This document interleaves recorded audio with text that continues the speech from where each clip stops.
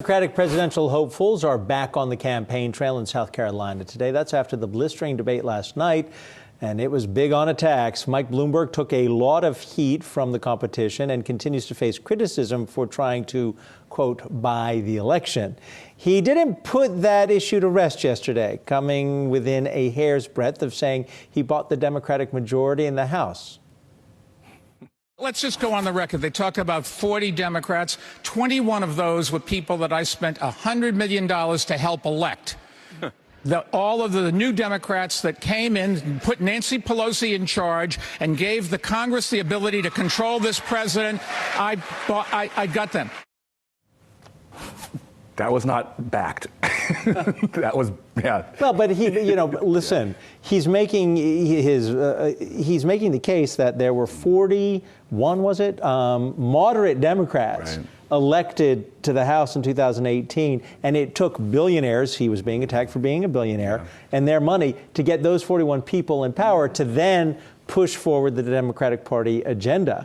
So it wasn't as if he was spending the money to control those 41. He was spending the money to get them there. Yeah, but in this world right now, as you know, right, perception is reality, and I'd like to think he backed them, supporting them. I think he did a better job, than his first debate. He had nowhere but to go up. Yeah. The other Bs, Bernie, I thought he also did a decent job of defending himself, and I think his big thing is he's got to articulate this piece, that I'm not a socialist. And I liked how he asked the question and said, what other countries have increased the minimum wage or done other types of policies, or even ourselves have done policies that are, they're consistent with being in a capitalistic economy.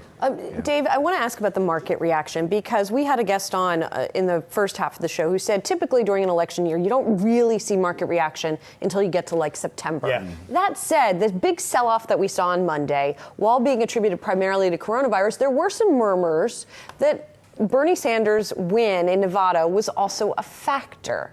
Mm-hmm. What do you say to that? I would give a bit of credence to that. Now, let's be clear. The vast majority of it, probably 85-90%, is definitely related to the questions around the impact that coronavirus will have.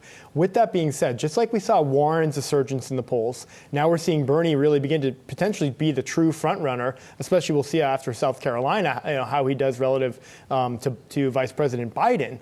Markets are going to react earlier than that, because now, again, we have two very complete objectives from a presidential candidate that they've never priced in before. We're not talking a moderate Democrat versus a moderate Republican. We're talking about President Trump and what we know he's done, and in many ways being pro-markets, pro-business, with someone who, in fact, is trying to attack much of that. So if markets don't react to that earlier than later, then actually we'd put ourselves maybe in a worse position come November.